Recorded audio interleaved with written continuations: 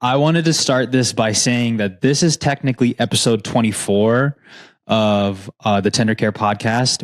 You and I have only done 14, but I wanted to read the stat real quick because I thought it was really interesting. And I found that 90% of podcasts fail to produce more than 3 episodes. And of the remaining 10% that continue, 90% of those fail to make it past 20 episodes, meaning publishing 21 episodes would put us in the top 1%. Hey, there we go. So we're a little bit of encouragement to you, because I don't know how you feel, setting up the mic and opening up your laptop to come and speak to me for 45 minutes to an hour every week.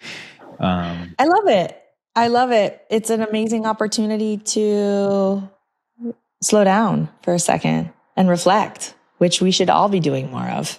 I love it. And you're just also, for anyone who's lucky enough to have a conversation with you, it's a total treat. I get so much value from this. Me, selfishly, I get so much value out of this because I don't get to spend as much time with you.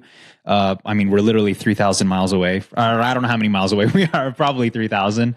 500, I think. 3,500 miles away from each other. And I don't get to spend as much time with you. So this is my way of squeezing out and getting content for the week. And it's just really nice that I love it. It's a really wonderful touch point in the week. And no matter how busy or crazy my week is, this always takes priority because it's something that we made a pact around, which is we're going to build in public. We're going to go through the hard parts and the fun parts, and we're going to make this whole journey an invitation for others to be able to participate in it with us, right? Why are we like saving all of the really interesting parts for ourselves? And so I think it's an important piece of that commitment. And that was one that you really pushed us to lean into. And that hasn't wavered since we decided this is going to be a priority and an invitation for everybody to be a part of how we build and what we're bringing into the world. So it's cool. Let's keep going. And selfishly, I think this is going to be really cool to watch in like 10 years to see. Oh my God. Be like, remember how it's all started? I know. I think so too. Where I wanted to take this episode was talking about leadership and how you lead a team, and sort of where you started with, not that you started at Meta, but I feel like a lot of your foundation was built at Meta. Is that fair to say? For sure. It was where I transitioned from sort of the academic zone of being in a teaching environment into being in a corporate tech environment. Very different in terms of outcomes and expectations of how everybody locks in together. As CEO of Tendercare, if you had to think about the 3 moves or actions on a daily basis or a weekly basis that actually move and drive the business forward, what could you point to? It's a really interesting job being CEO of a platform that's being built as we speak, because at any given day, I need to be able to hold what the world will look like with us hitting all of our milestones in it 10 years from now in my head as if it's today. And at the same time, I need to be able to go so deep on exactly what is happening today and where things are working and where they aren't, and what is going to require the most amount of applied effort and focus from the team in order to get out there 10 years from now. So it's a really interesting tension that I am existing in anytime I think about leadership, of what I'm doing or choosing to spend my time on in a single day.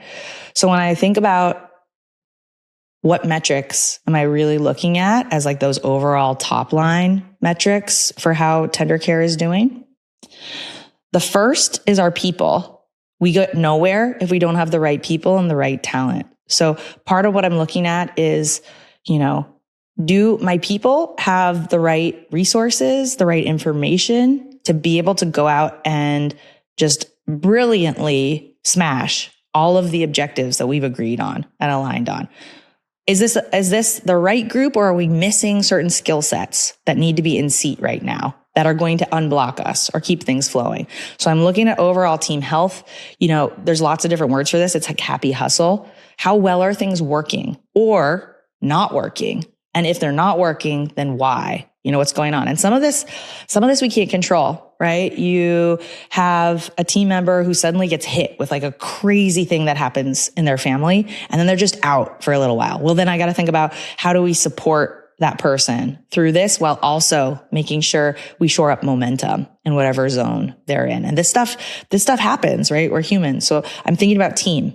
Where am I at in terms of scoring like red, yellow, green on team, of essentially being the outstanding, extraordinary group of humans that are going to be able to do the thing that most other groupings of humans have not been able to do up until this point. So we're going to be performing at a very high level at any given time. So that's the first, human. How well are we competing on that level as a team? And then making sure that I'm doing what I need to always, if we're not in the green, make sure we got a plan for how we get to the green. The second one is around value for those that we are promising value to on our platform, which is our families. We're promising we're going to give them help. You know, on the other side of a diagnosis, we're going to make sure they're ready for an emergency.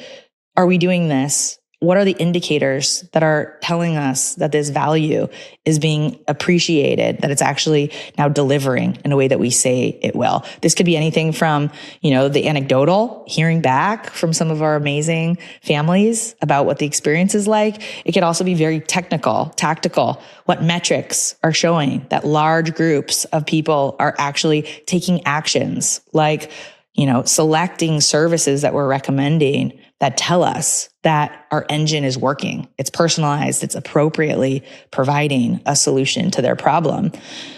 On the other side, it's for our customers, right? All of these incredible businesses. How are we providing value?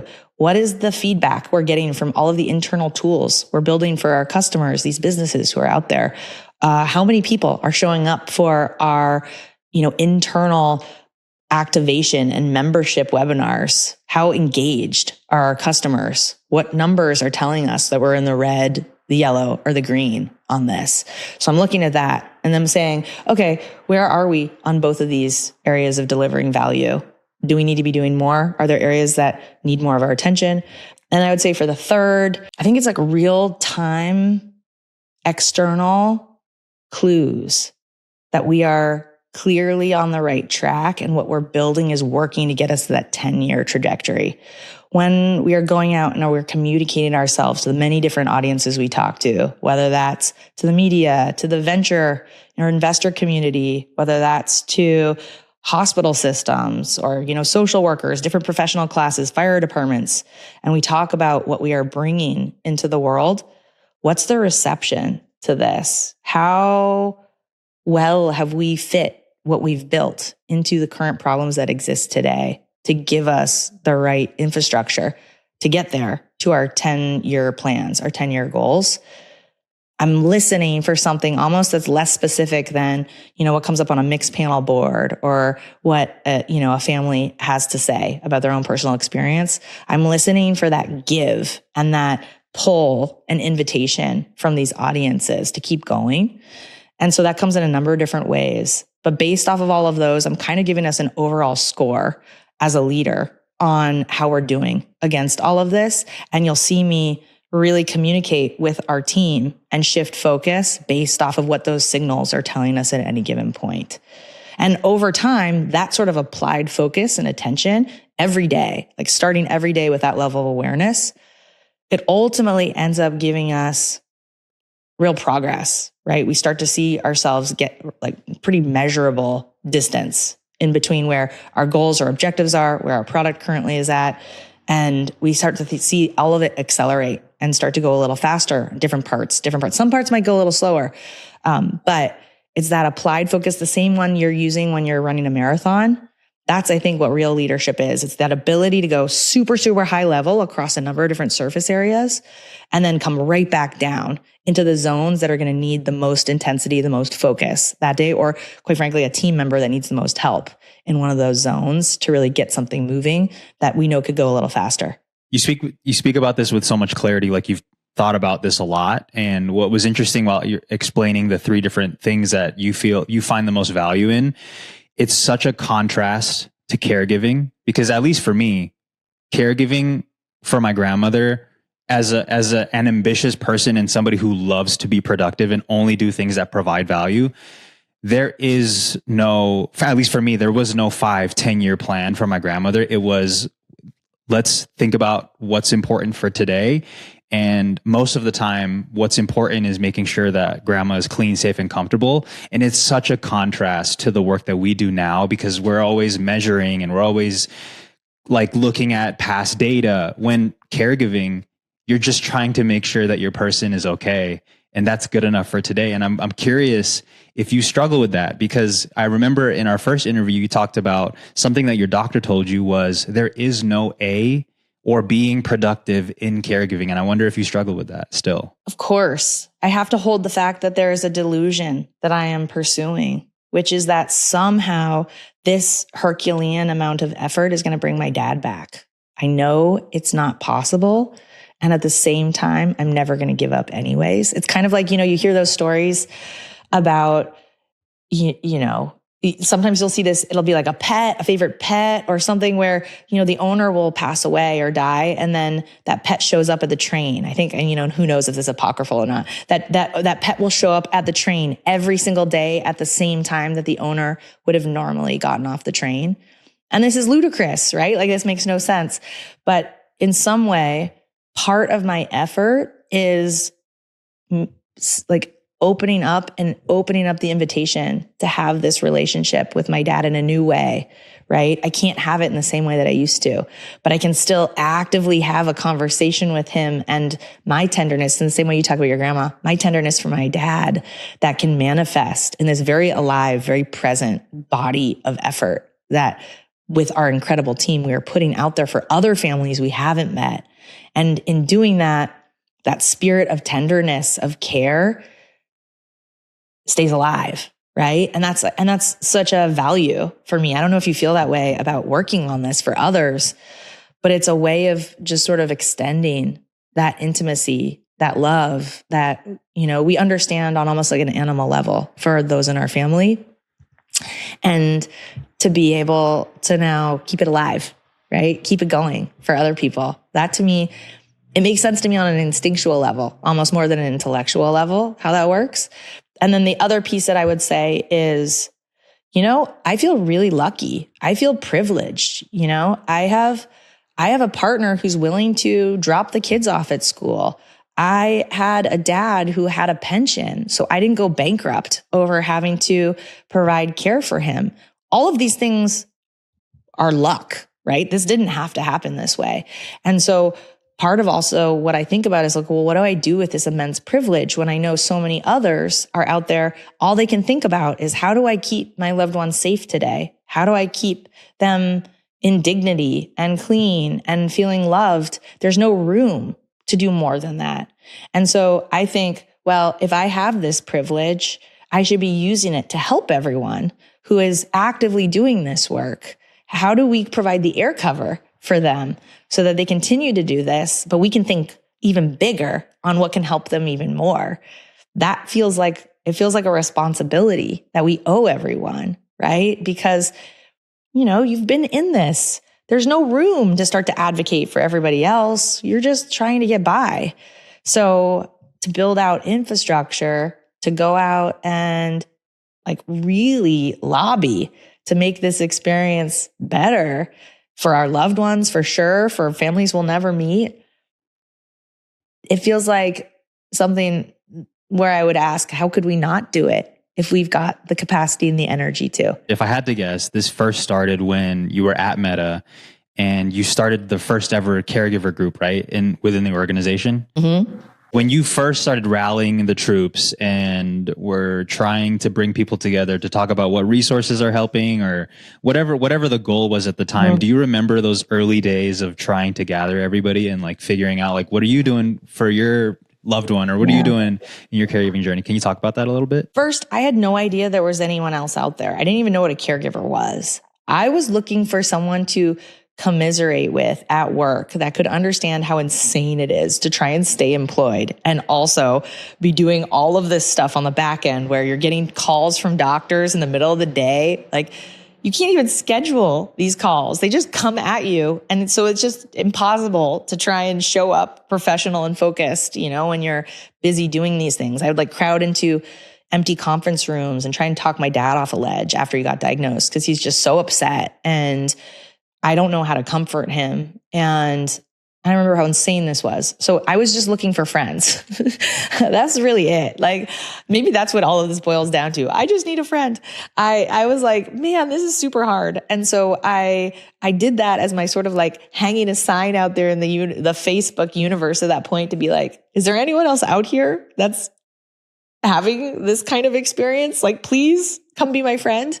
And then it was crazy how many thousands of people signed up to be part of this group and start talking openly about what all of us were living through and how hard it all was. And like, for me, I couldn't believe it. I was like, whoa, there's so many of us. There's so many of us, and we're all amongst each other and we're not talking about this. And it matters. And it's wild that this problem persists and none of us have been talking to each other about this.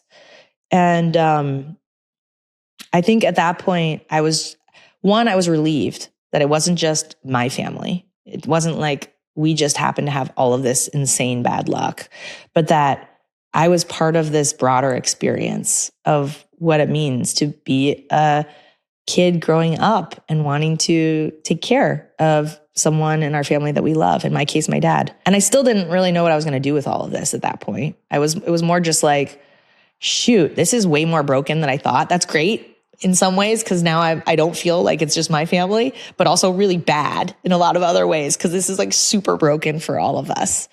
So, because in my mind, the first step was like, oh, cool. If I just get a couple of people together, we'll just like, they're going to be the ones, they're going to have all the expert resources. They're going to tell me what I need to do. And then I'm going to be off to the races. Like I'll have gone the inside track on this, and then we're going to figure it out. And instead what came back was like, oh no, we're all super lost. And like, none of us have the roadmap in front of us. And that was a little scary. Because then I was like, hold on, this is a lot of really smart people and nobody has the answers here. What are we going to do about that? I don't know. And that was a big question mark in my mind as I was still working for years. I still didn't move on it. I was just the moderator for this group. But it was just like that constant question in the background. Like, what are we going to do about this? What are we going to do about this? And then it quickly became, what am I going to do about this? What am I going to do about this? Which becomes a big question when you are confronted with a problem that doesn't have a solution yet. We all encounter these. And then I think always the question is like, well, what's my role in this? What am I going to do about this? And here we are. You're telling me you had no master plan when you first like put the white flag out, or whatever color the flag is, of signaling, hey, am I the only one out here? You didn't have a 10-year plan at the time. I mean, do many of us have these 10-year plans? Like, I want to meet you if you do, right? I mean, I had like the general broad strokes of a 10-year plan, but like, who comes into this world being like, here's my 10-year plan, I think at that point it was like, hey, I really want to do something, a career that I enjoy and that my parents can be proud of. And I hope I find a partner that I love. And I hope I eventually have kids that I love. And I hope I can afford a house somewhere and somewhere safe and go on vacation once a year. That was my 10-year plan. That was like, wow, that's pretty cool. If you can hit all of those things, that's like, wow, you nailed it, and as I was moving through my career in big tech, it was like kind of feeling more and more certain that I was going to get there. I was like, wow, I got lucky in so many ways. I ended up in a company in which I can actually do these things. I can go out and, find a safe neighborhood and put a mortgage down, and I can take a vacation. And I was lucky enough to find a partner. And so then I was like, okay, shoot. I've now checked these boxes off, but I'm living with this other big unsolved problem. Do I have enough energy in the tank to go after solving this?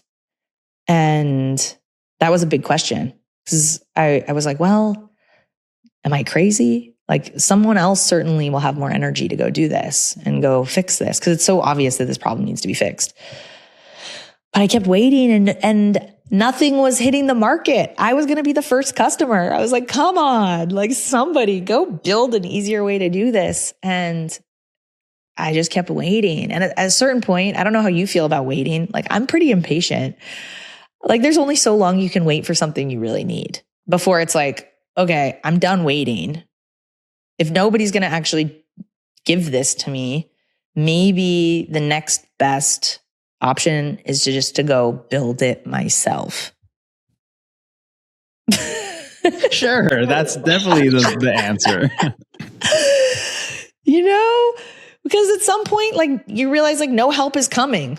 No help's coming. Great. What are you going to do? Just sit there with no help coming? No. It's so funny to me to hear you talk about how big of a problem this was in your family and how comfortable, I guess, from the outside looking in, it seemed like your life was comfortable. You had a nice life, you had a great job, you had a great career, you had great people around you.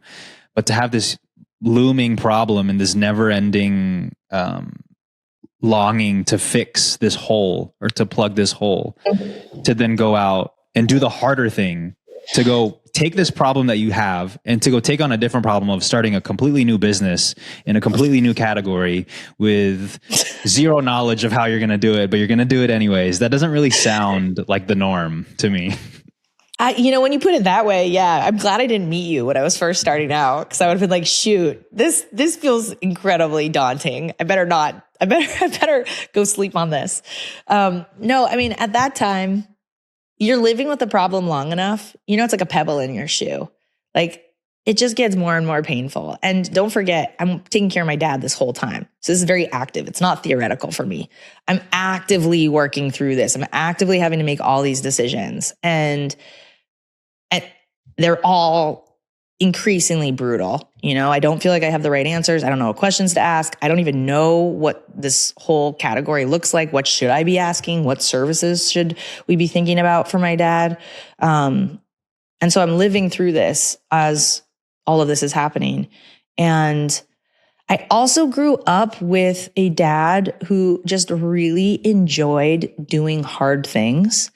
And I don't discount that, because so much of my bonding time with my dad was supporting him in doing these insanely difficult things, like running 100 miles, where the pursuit of doing something hard was a reward in and of itself. And I watched my dad genuinely enjoy this process, as crazy as that is. And I watched him build community with others who enjoyed doing hard things.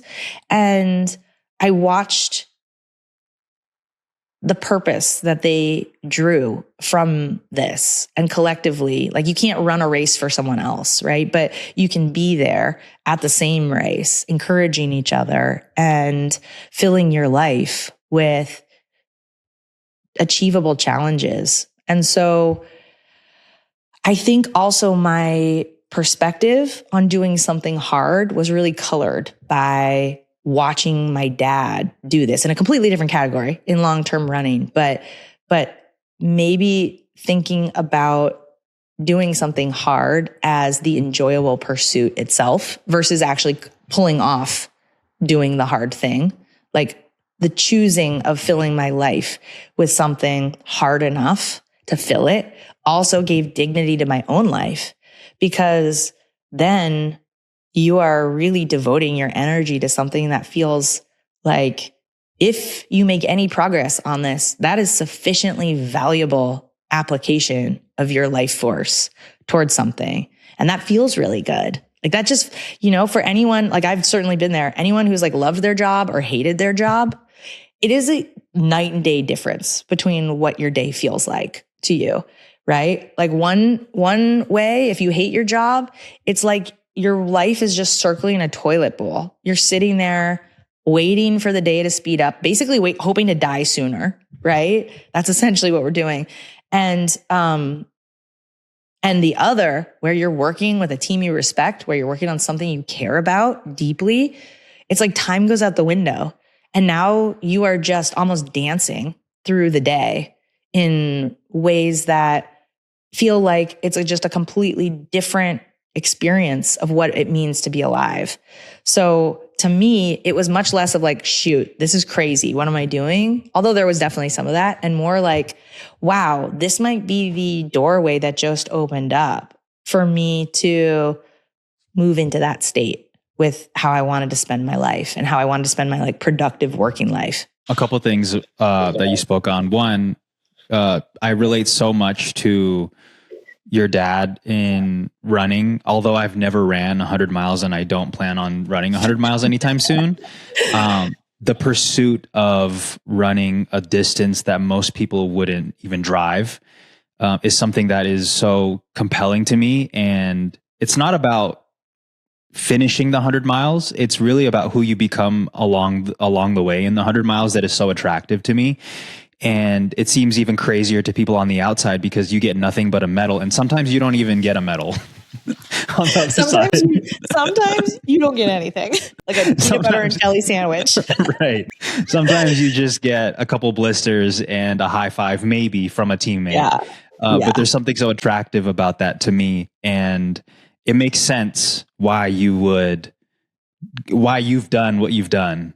And to know who your dad is, to go, especially at a time when ultra marathoning wasn't even a thing, when your dad was running 100-mile races. No. So it makes sense. Shauna, to me, you make much more sense to me now. Yeah. You're like, oh, knowing who your dad is. Imagine growing up in that, right? And you should be glad my dad can't convince you to do 100-mile, because trust me, he'd been working on you for the last year, like trying to get you out there. So you're lucky. Cause trust me, like he was a very convincing guy. You'd be doing that this year. Yeah. And I'm like, I never did 100-mile myself, but he did convince me. I did 50 miles with him. It is wild because you have to learn a different philosophy for a longer time horizon, because even in running, just to go into running a little deeper with you, like there's only a certain amount of energy you have to calibrate. You can't sprint through 50 miles. And so even just like the models for how to think about a course like 50 miles, and I ran that with my dad, it was so fun, was like, okay, I'm gonna walk the uphills and then I'm gonna like crush it on the downhills.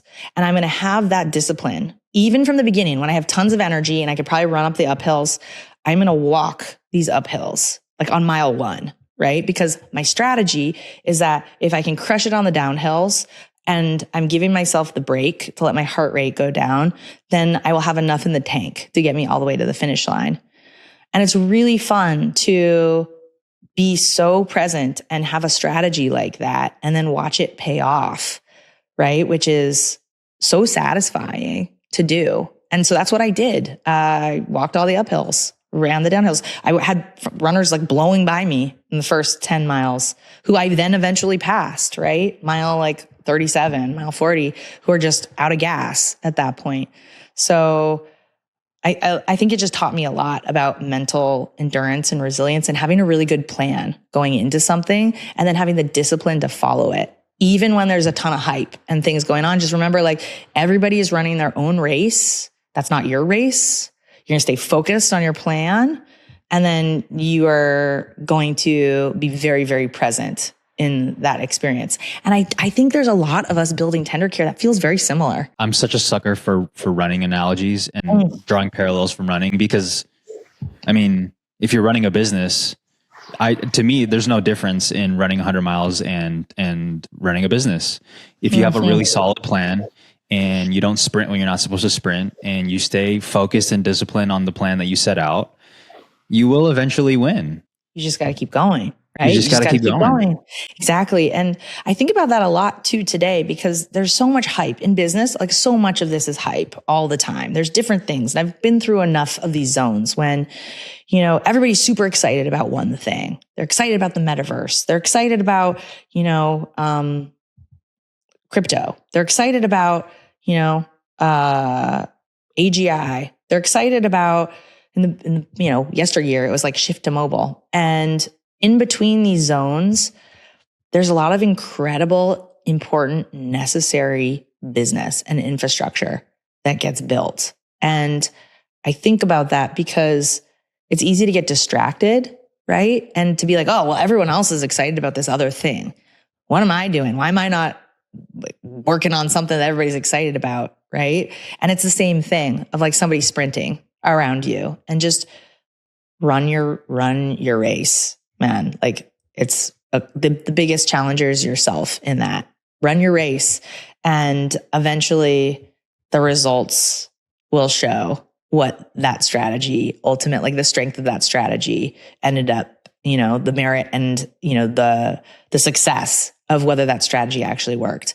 And so I think if you have a really good calibration of like, okay, if you started a mission and a business from a specific position, like for us, to take better care of families on the other side of a diagnosis or, a trip to the ER or hospital, how well are we really delivering against that? And then on the other side, knowing that there's all of these families that are not focused on this right now, but that are about to have all these family members who are going to need this help. Have we built out enough of the system and the infrastructure and the support and the scale and the quality to meet them there? Because they're going to need us, whether they're focused on it right now or not. And so just being incredibly in line with both of these two things and the mechanisms for which we can deliver against that, that's where it becomes like I wouldn't say it's a spiritual practice, but it becomes something so much more than what happens to be hot right now, what happens to be the thing of the moment. Because all of these things, like, they come and go, they shift. When you actually look at like the really big, major generational businesses, like they're pretty locked in and they're very focused. They kind of hit mainstream consciousness sometimes like 8 years into their journey. You haven't heard about them, but actually you're talking about a team that's been so focused for like 8 years before it's reached you. And so it's almost like a star, when a shooting star happens, you're seeing the shooting star, but actually, the event happened millions of years ago. It's kind of the same mechanism, I think, when you first hear about some of these big businesses that we all know. They're like, we're on first name basis with them in the way that we live our lives today. With so many new tools and AI and so many exciting things to be excited about, how can you actually tell what's hype and what's not? Some of this is really simple. I read many different newspapers from cover to cover. I'm a big fan of what Warren Buffett has shared, which is like the best way to build business is literally just be aware of what's happening in the world. And so I'm constantly absorbing so much. That awareness, I think, will continue to be a sort of an unfair advantage for us contextually of like what's happening in the world, because there's clues everywhere of what's actual signal and what's noise. If you're just very current on what's going on in our industry, but in other industries, in current events. And so that's a really important piece of being able to then grade, on an instinctual level, what's hype, what's real. It's amazing how much you can find out. And your BS radar just gets really finely tuned. So I think I've developed that over time. I also think it helps. My last role was around industry intelligence. So I really spent quite a bit of time on behalf of many executives in big tech, really figuring out what are the keys to kind of finding the signal and the noise. Where is there real weight to something new that's going to have outlasting value versus what's maybe, of the moment. I think that helps. And then I think there's just a certain amount of curiosity we have to have and enjoy the practice of, you hear something from your friends that's really into something. Well, that's word of mouth. What's going on there? Where's that love coming from? Well, let's get in there and try it. Like, try it, right? Try these things. And then once you're playing with things, you as someone who is, a purveyor of taste and quality can also tell on a practitioner level, is something real? Is it working? Right? It was like the difference, when we were trying all of the different large language models and and we were kind of trying to figure out like which is good for what. Don't rely on someone else to tell you that. Go try them yourself and you'll very quickly adapt to your own model for what you use certain things for. It's kind of like cooking. Go try all the different spices. You'll know like which are the ones that are definitely going to pair well with certain things and ones that won't. Now, are we going to find there are things that happen like mergers or acquisitions or, people run out of gas? Like, yes, some of this stuff just happens. And so there'll be natural fluctuations in what tools are going to be, reigning that, at any given year. But I think right now, adopting more of an attitude of practitioner and fluency in the best practices and principles of like, what's the best practices for great prompt engineering, that's going to be worthwhile for you no matter where you go, right? Or what tools you're using. What are some of the front runners in different industries doing to kind of create this hybrid human agentic team and workforce that's both autonomous and also led by different, managers of these functions? This stuff is going to be applicable no matter what. This is just good business, I think. So I don't think I honestly worry less about what's hype and what's real at this point, and just making sure we have enough room to get fluent, get really native in these things. The biggest thing that we have against us is relying on old ways of doing things, right? We talk about this a lot, this sort of idea that, especially generative AI right now feels like electricity coming in, building out all new infrastructure. We don't want to get stuck in being like, well, I have all these kerosene lamps, so this is how I'm going to light this place right now. And it's too much trouble for me to, think about bringing somebody in and wiring this place. Like, that's not clearly going to be helpful when thinking about innovation. So we really have to create more room and more opportunity for all of our team to have that curiosity and get in there and share back expertise and trial things and lean in as much as we possibly can to this, like, what's going to be a very vertical accelerated learning curve for all of us. Yeah. Hearing you talk about your consumption and how much you're reading and downloading makes so much sense to me, because every time we meet weekly, you always have something new to share, or it just seems like you have a really strong pulse on what's going on. And I'm curious, does that come naturally to you? Do you find enjoyment in that? Or do you do that because it's important for the business? I mean, were you the kind of kid who would sit there and eat your cereal and just like read everything on the back of the cereal box? Yeah. Me too, before phones, right? Yes. Yeah, right. Yeah, before phones, right? And so I can't help it. I'm that kid. Like, I'm like, ooh, what's here? What's there? I'm interested. I'm engaged. And for me, for whatever reason, the best way for me to get more information has always been first through books, through backs of cereal. Like, whatever I could read, I would get my hands on, I would read. It's really enjoyable for me. I love it. It's like a brain massage. So I can't help myself. In fact, if anything, it's so frustrating for me. I'm constantly refreshing all of, these media outlets who can't write fast enough for me, because I've read it all. And I'm like, we're still on today's news. Like, can we get to the next stuff? So for me, it's actually, if anything, a really nice, relaxing moment to go from active and critical, like sort of practitioner work of making and building, to then go into ingesting and spending a lot of time just hearing what's going on in the world. Also, because the world is so interesting. Like, some of it's really scary and some of it's really bad and some of it's like amazing and inspiring. But it's so cool. You could literally go all day long trying to get more knowledge and wisdom and reading and like really learning and understanding. And you can do this for years and years and never run out of like looking or reading or learning something new. It's like the coolest playground in the world. So no, I love it. Actually, if anything, I probably read too much. That's so funny, because I'm such a curious person about so many things that don't even relate to the work that I do daily. I'm just so curious. When I get a chance to sit down with my parents and have dinner, I'm probably asking 150 questions minimum, just because I'm so curious about their life and what are their thoughts on this. And I think sometimes I love it.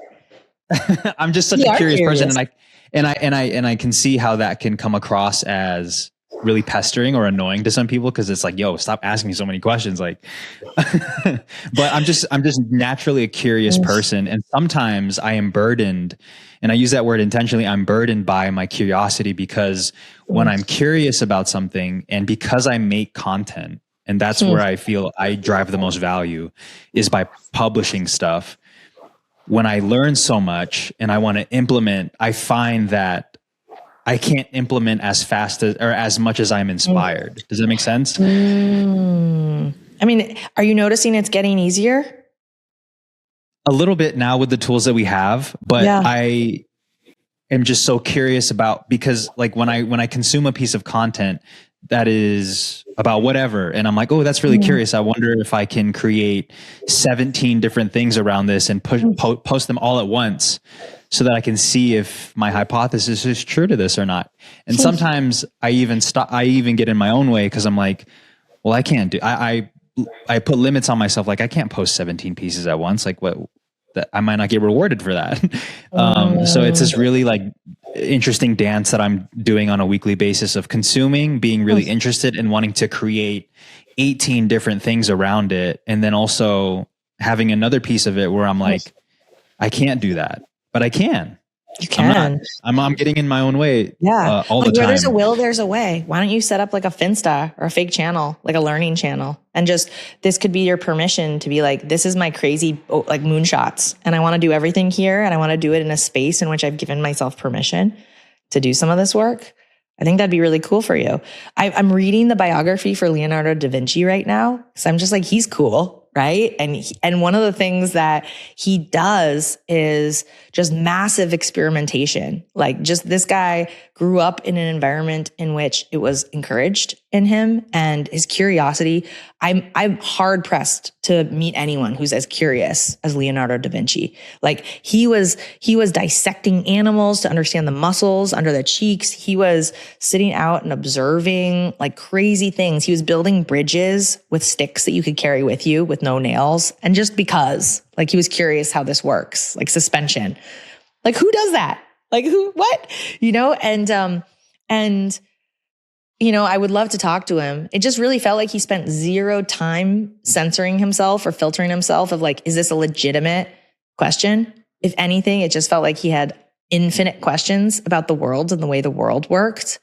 And I think we need more of that energy, like especially right now, there's so many new ways of doing things, that experimentation and that sort of within some bounds, like play and ability to carry forward and learn new things. Because I guess what I'd say to you is, you probably had a hypothesis in there, and there might have been something very real and important. And unfortunately, you don't know the answer to that now, right? Because I bet you didn't post those 17 things. And so I personally always want to create an environment in which there is this happy practice of getting answers to those questions, or at least like the pursuit of some of those answers. Because you never know what impact that's going to lead to on the other side of that. And that's original thinking, right? We don't have a lot of space when we become adults to be original thinkers.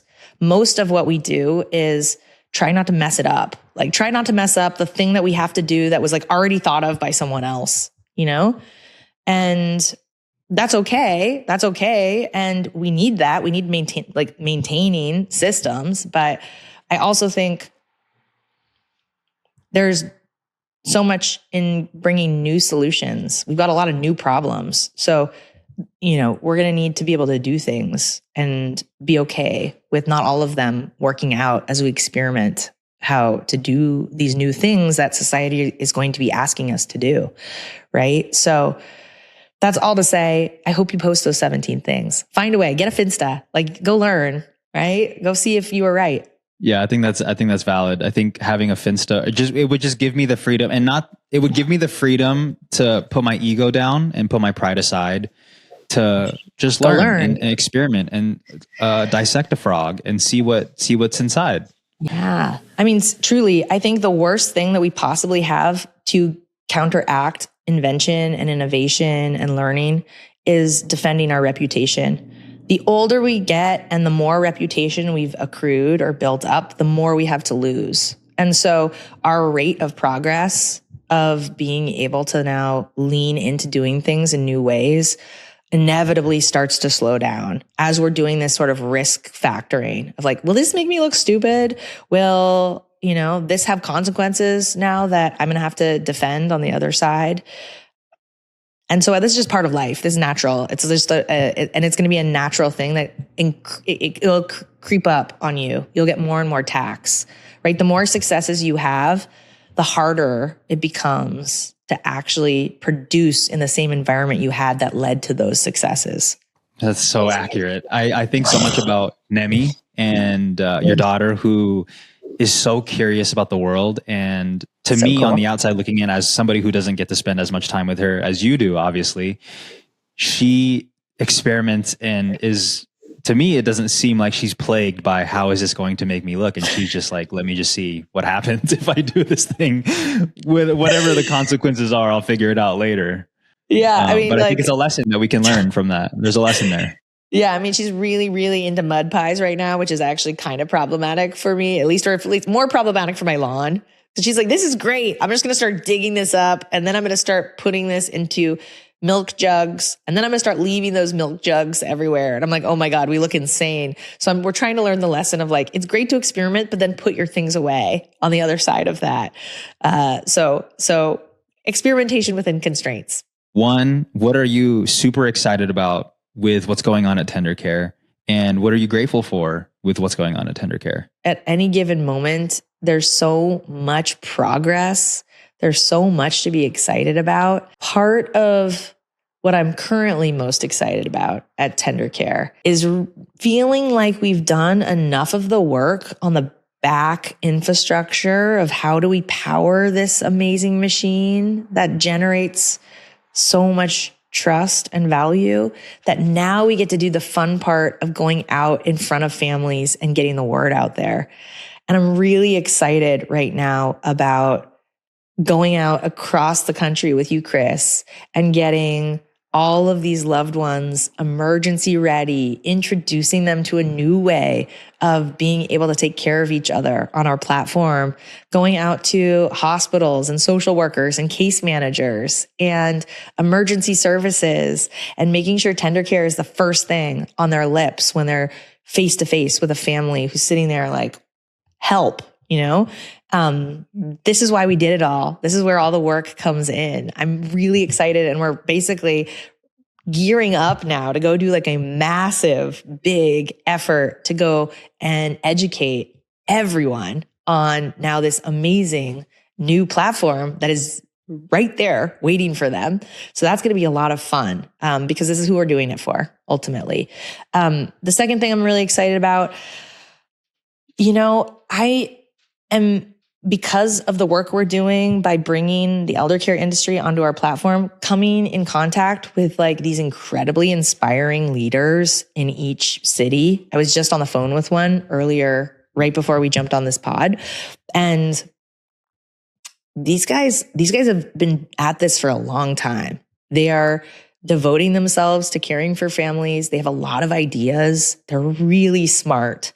And we have over time kind of established a little bit of this like virtuous, incredible network of total innovators and incredibly powerful forces for good that are now on board with really getting the word out to other professional services. And it's so cool. Because I think about anything you're doing that's brand new, you're like pushing a boulder up a hill a little bit. And like, especially when the hill's super steep, it's like, oh my God, like how am I possibly going to get this done? And then to suddenly have some of these leaders like join you around this boulder and everybody's kind of pushing and the thing starts going really fast and starts moving. What I'm really excited about is having now all of these leaders, these ambassadors for tendercare, like going out hard for us and really helping us bring all of the really great other professionals we don't know yet in. It's nice to be sharing the load on like bringing this future to this industry, into this world together. That's really cool. And then third, one of the things that I really actually just enjoy from almost more of like a business building framework is, because of what we're building and the magnitude of what we're building, I often come in contact with these like incredible business builders. They might be venture capitalists. They might be former founders themselves of businesses that, we all use today, and to engage them meaningfully on what we're building and to be able to like, it's almost like it's like playing music together, hearing their takes or touches or their advice for how we should be doing this. It's like playing with like a world-class saxophone player. And so I feel really lucky. I get to have these conversations with these like incredibly well-known, very experienced master business builders about how to do this right and how to set up our foundation from the right place. And it's wonderful to have that kind of energy coming into how we're thinking about our plans and how we hit all of our milestones so that we build this future 10 years out that we need to make sure we're being really thoughtful about from today, next year, year after that. Given the nature of the trusted network and the type of business that we have here, in no other context, at least right now that I can think of, you would never speak to as many service providers as we have across the country. Because if you're a family member, you would only speak with the one who is local, and that makes sense. But in this context, we are talking to service providers all over America and just learning. And I think the accumulation of info and expertise and being able to centralize it so that we can create something better for people across the US and globally is so fascinating to me. Like I said, we come back to this a lot. It's an amazing privilege. It's an amazing opportunity. We have a viewpoint that very few have, and all of these doors are being flung open for us, right? It's just, I think, and that's because everybody recognizes we need to exist, for their own families, for the industry, for all of the families to come, for each profession. I think everybody universally recognizes we need to exist. And so very few times are you in a position in which you have this sort of groundswell of support coming out from underneath a company.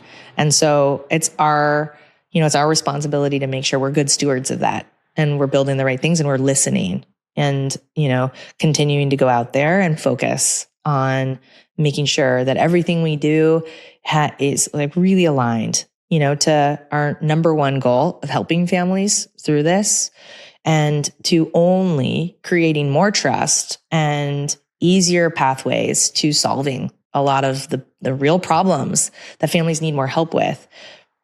That's going to be good today. That's going to be good 50 years from now. Like this is something that we are rewiring today. We're the architects of the blueprint of this. And you're right. It's going to be so much fun to look back on this in 10 years and be like, remember when? So good, us setting out to do this. And I think my only last thing for anyone who's been like willing to listen to this is, what are other ways that we can really deliver on this mission for anyone who's sitting there with expertise and a viewpoint or perspective for what we need to do to really bring tender care into the way that we think about the infrastructure for families, for the way we think about the infrastructure for all of us as we're getting older and doing much of this at home in our own spaces with our own family members. We want to hear from you. We are truly co-designing this future together as a very intentional position that we've taken on how to build this, because that's the only way we're going to build something that actually gets accepted and improves this experience. We're not going to do it by going off into a room and doing it in isolation. We're going to do it in conversation. That's a bar. Thanks, Shauna. You're the best. You're the best. Thanks, Chris.